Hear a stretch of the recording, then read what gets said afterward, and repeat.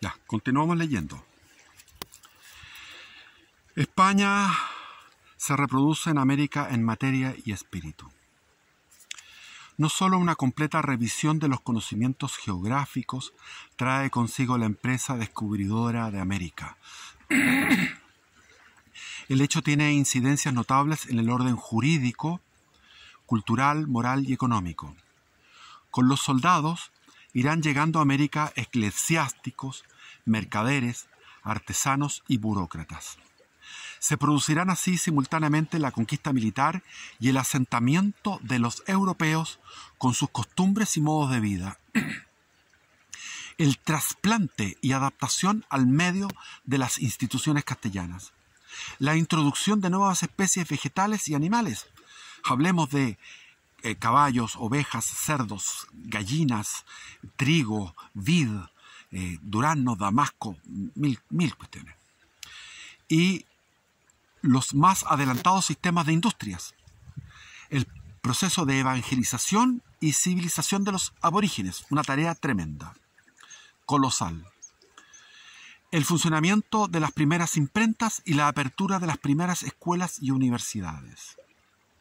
Cuando los puritanos llegaban a América del Norte, a Boston, el Mayflower, y fundaban las primeras colonias que fueron el germen, la semilla de lo que fue lo que es Estados Unidos, Norteamérica, ya había universidades que llevaban 100 años funcionando en nuestros países hispanos.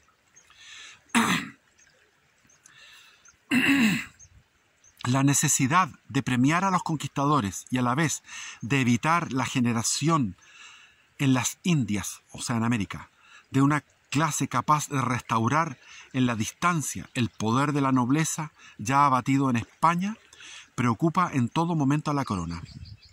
Al otorgar mercedes y beneficios, cuida de no rebajar sus prerrogativas y de no perder de vista los objetivos misionales que se ha fijado. Los intereses políticos, económicos y religiosos se entremezclan y más de una vez chocan. En este caso hubo problemas en la historia aquí de conquistadores que se independizaban y había guerras civiles en Perú. El famoso Aguirre y la cólera de Dios, les recomiendo esa película, Aguirre o la cólera de Dios, de... Ay, se me olvida el nombre. Bueno, búsquenlo, es muy buena película, es alemana. Klaus Kinski hace ahí de actor. Bueno, es famoso, el cineasta es famoso. Se aspira con la institución de las encomiendas a asociar la recompensa de los conquistadores que reciben el tributo de un grupo de aborígenes con la evangelización de estos que se confía a su cuidado. Es decir, te damos toda esta cantidad de aborígenes, que en el fondo es una tierra. En Chile había unas haciendas que iban desde la cordillera al mar. Y esas haciendas gigantes, con cuidado de los aborígenes, por un lado tú los haces trabajar, pero también tienes el deber de educarlos y educarlos en la fe. Pero el sistema que elaboran los juristas de la metrópoli sufre reajustes en la realidad americana. Varía en cada sitio y facilita a veces la expoliación de los mismos naturales que se quiere corregir. O sea, se producen abusos. Un largo debate se abre en España y en las Indias sobre la condición de los indígenas, mientras hay quienes llegan a dudar de su racionalidad o al menos de su aptitud para gobernarse con independencia de los europeos, lo cual es cierto. Otros defienden su derecho a ser tratados como seres humanos libres. La corona se inclina resueltamente por esta última postura de considerarlos como seres humanos libres, aunque deba en ocasiones decretar la esclavitud como castigo o represalia por la guerra. Eso pasó aquí en Chile después del desastre de Curalaba y de la destrucción de las ciudades. Se decretó la esclavitud. Yo lo que habría hecho era agarrar a todas las mujeres y llevármelas para el centro de Chile y despoblar de mujeres el territorio araucano. Se acababa el pueblo araucano, sin mujeres no se pueden reproducir. dejarlos a los guerreros solos nomás. Incursionan sobre una aldea, sellan a las mujeres, hasta las más niñas, hacia Santiago, punto. En esta polémica, pero eran muy buenos los españoles, ese es el problema. En esta polémica, que inquieta a todo el siglo XVI y desborda el siguiente, cuyo cupo una parte destacada a los frailes dominicos. Entre ellos sobresale por su fervor en la defensa del indio, más de una vez nublado por la fantasía y la pasión, y era loco, era un... Los que defendieron a los indios eran todos locos, perdónenme que les diga, pero está clarísimo que sufrían de trastorno obsesivo, obsesivo compulsivo, o tenían esto, ¿cómo se llama? Trastorno maníaco depresivo. Este era Fray Bartolomé de las Casas, y en Chile el jesuita Valdivia, Luis de Valdivia.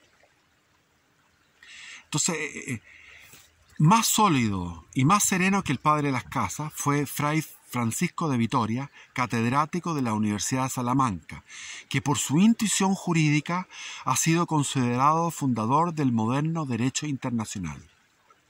Impugna a él los títulos de soberanía sobre las Indias que se deriven de un supuesto dominio temporal universal del Papa o del Emperador. Las bulas de donación pontificia del Papa Alejandro VI no pudieron tener a su juicio más alcance que otorgar a los reyes de Castilla la misión de difundir el Evangelio en las nuevas tierras. Solo por libre y voluntaria aceptación de sus habitantes o por conquista nacida de una guerra justa hecha en legítima defensa podía originarse la soberanía de la corona española en América. Entre las causas de la guerra justa señala él la hecha para sancionar el ataque a los misioneros o abrir el impedido comercio. Porque para Vitoria las naciones forman una comunidad natural que las obliga a aceptar el libre tránsito por su territorio y el intercambio de sus bienes económicos. Era un profeta del globalismo, del globalismo económico. Aunque la corona mantuvo la validez de la donación pontificia, la acción de los dominicos empujó a los monarcas a buscar por la paz y la amistad con los aborígenes el reconocimiento de su soberanía y la aceptación del cristianismo. Además, el interés ya demostrado en su favor por Isabel la Católica se intensifica en sus descendientes Carlos I y Felipe II, que dictan abundante legislación protectora y encarecen a las autoridades del Nuevo Mundo velar por la observancia. Esta actitud de los reyes y eclesiásticos, llamada a frenar los abusos de la conquista, da a la colonización española un tono ético que la distingue de las emprendidas por los pueblos anglosajones. Evidentemente, ¿qué pasó? Que este tipo de normativas se echaban atrás. ¿Por qué? Porque al ponerlas en práctica se evitaba la productividad. Se evitaba la productividad. Entonces, al evitarse la productividad, porque se trataba muy bien a los indígenas y finalmente la productividad se iba a las pailas, tenían que echar para atrás estas medidas de buena crianza, digamos, porque los indios voluntariamente no trabajaban y por remuneración tampoco. Chuta. Ya. La hueste de Hurtado de Mendoza, cuando vino García Hurtado de Mendoza después de la muerte de Lautaro, de cuando ya Francisco de Villagra derrotó a Lautaro, y después vino García Hurtado de Mendoza a pacificar Chile, tuvo 7 batallas donde él fue exitoso y también capturaron a Caupolicán y todo eso. Con la hueste con él venía el dominico Gil González de San Nicolás, imbuido en doctrinas muy buenistas con respecto a los indios, y polemizó entonces con el franciscano Juan Gallego, partidario de hacer la guerra a los indios para someterlos y así evangelizarlos con más facilidad. Durante el gobierno de Villagra, González continuó difundiendo en predicaciones la tesis de su escuela.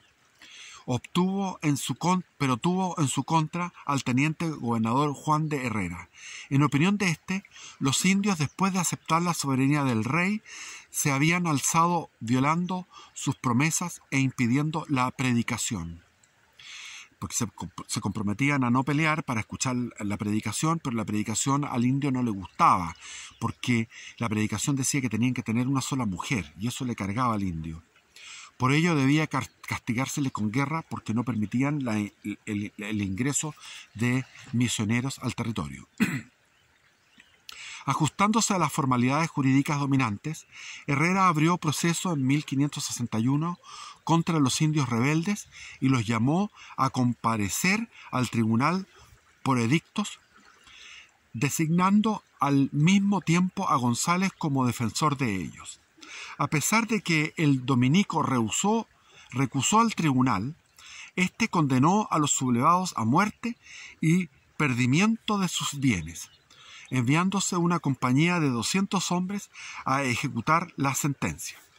Pero a su regreso no hubo sacerdote que quisiera absolver en confesión a los soldados. Es decir, en esta disputa, en esta polémica, los sacerdotes estuvieron a favor de los indígenas y no quisieron absolver en confesión a los soldados. En una sociedad profundamente religiosa y legalista como la de esos años, el asunto causó revuelo y la autoridad eclesiástica no pudo desentenderse de la materia.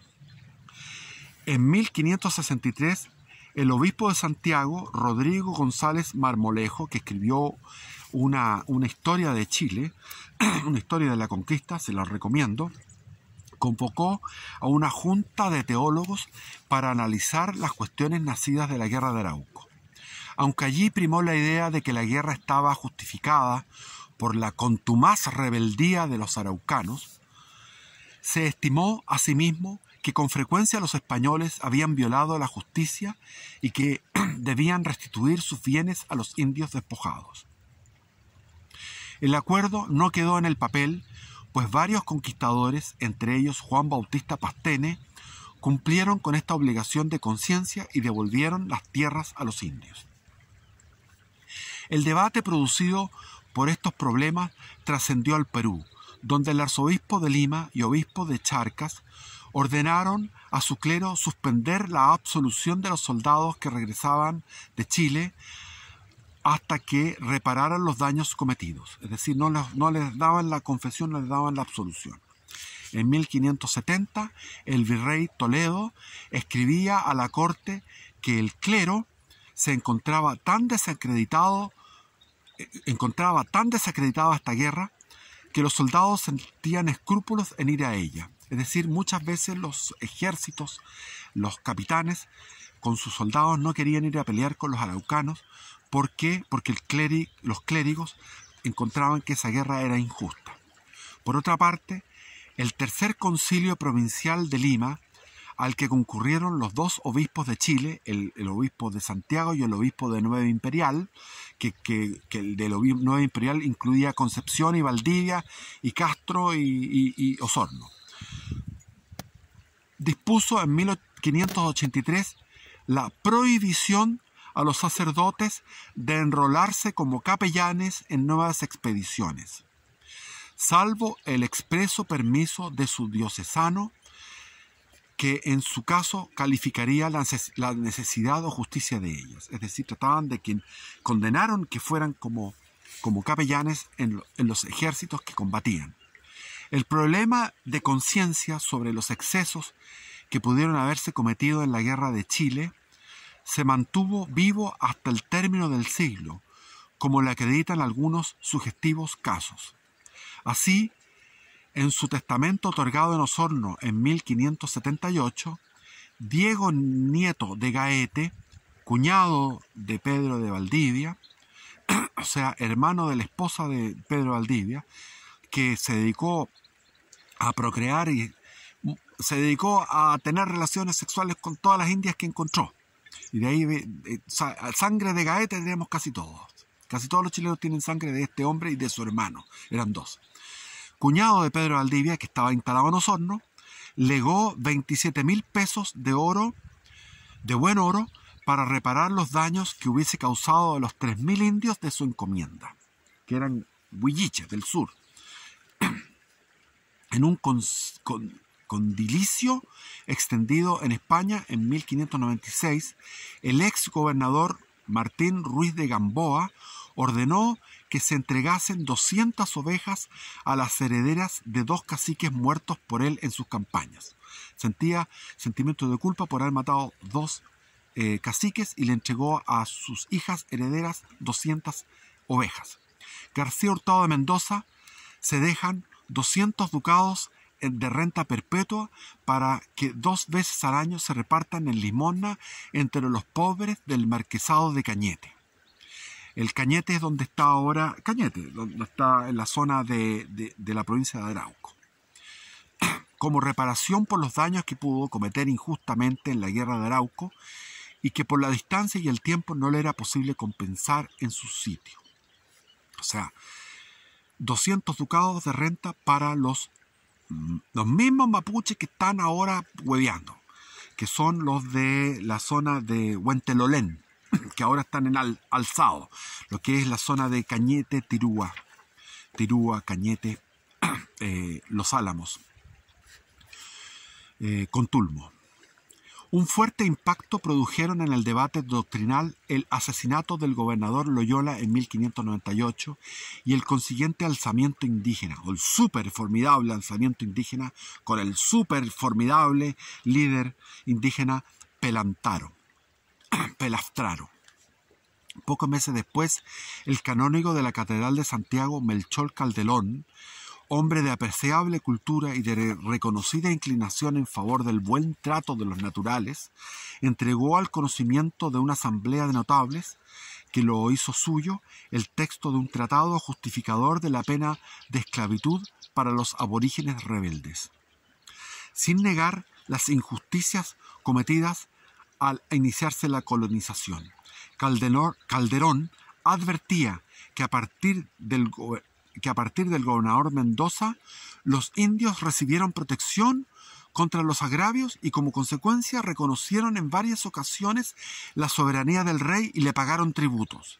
Después de esto faltaron a su palabra, rebelándose contra la corona y dando muerte al gobernador García Óñez de Loyola, primo de García de Loyola, del jesuita, del fundador de la Compañía de Jesús, San Ignacio de Loyola, que se había distinguido por su especial afecto y dedicación hacia ellos.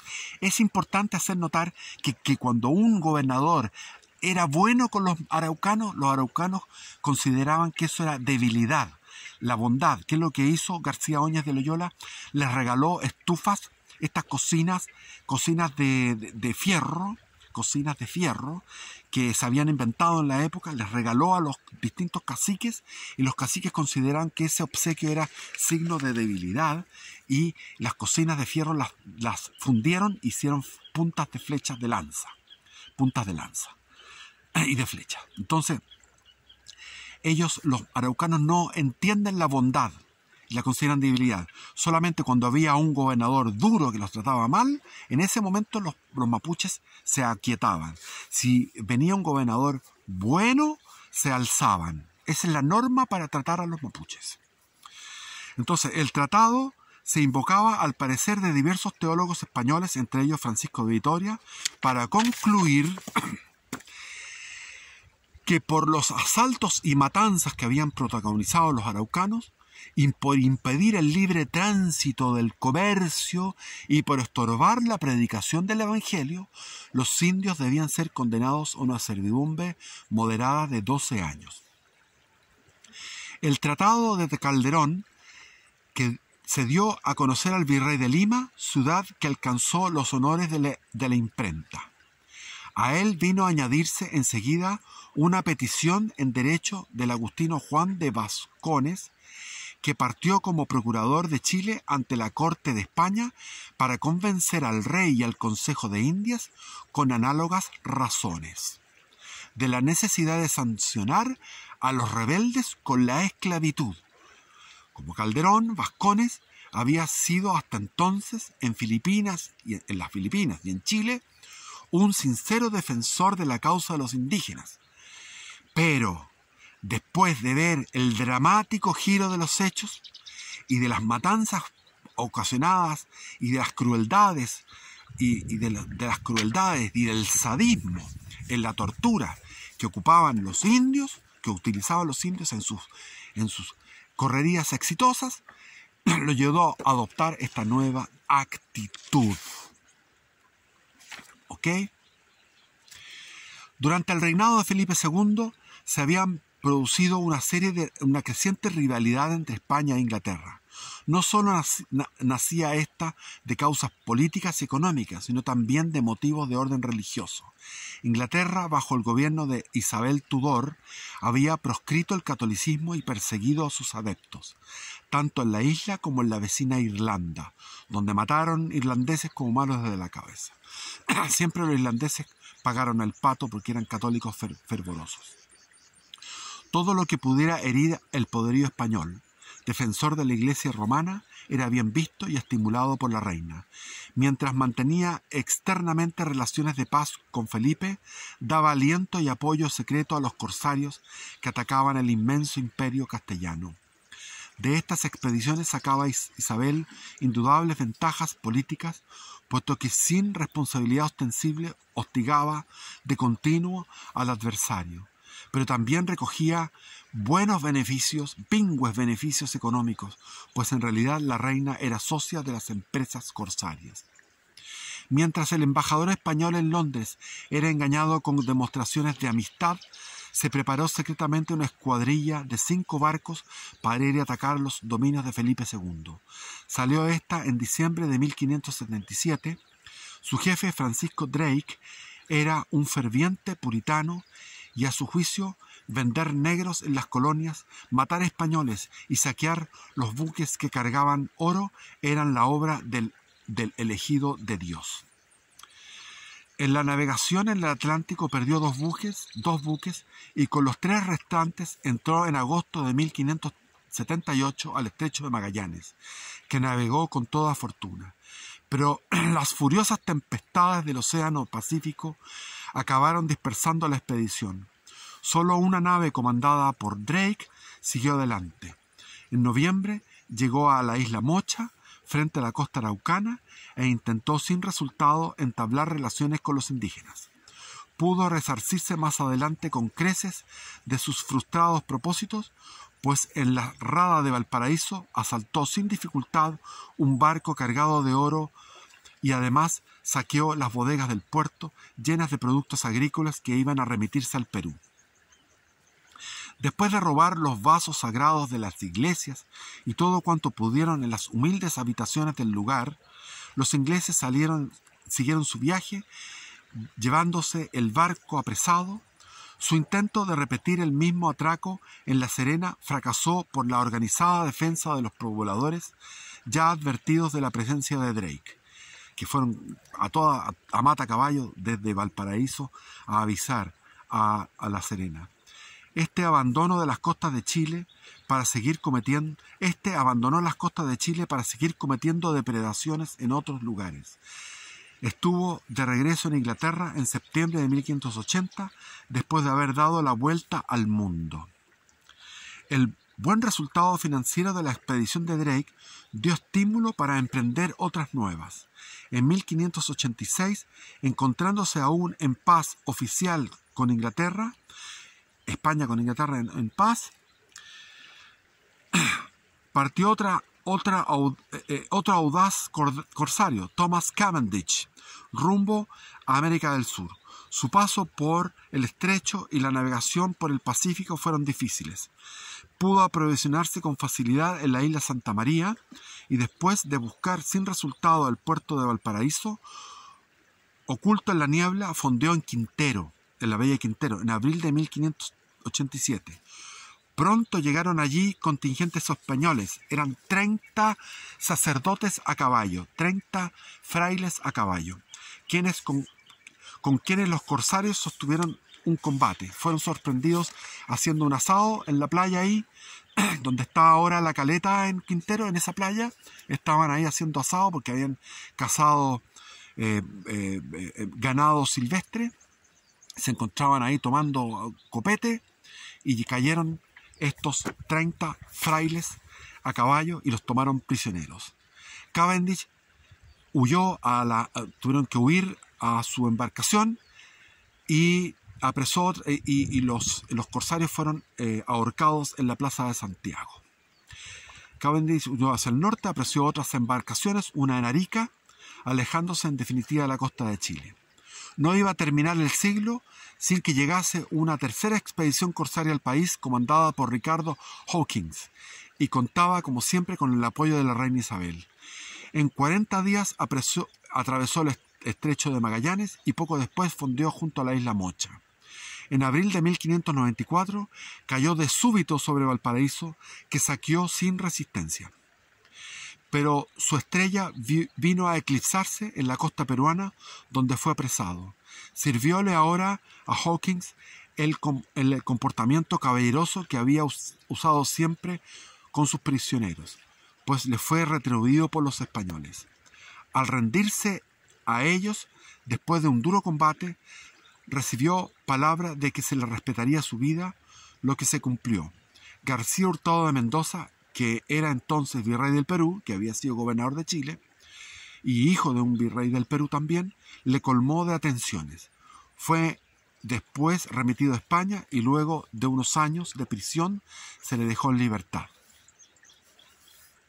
El audaz ataque de Drake a las costas de Chile y del Perú movió en 1579 al virrey Francisco de Toledo a preparar una expedición capaz de controlar el estrecho de Magallanes, utilizado por el corsario inglés y los 3 corsarios ingleses. Se equiparon para este objeto 2 barcos, Nuestra Señora de la Esperanza y San Francisco, y se colocó al frente de la cuadrilla a un tosudo y valeroso marino gallego, Pedro Sarmiento de Gamboa.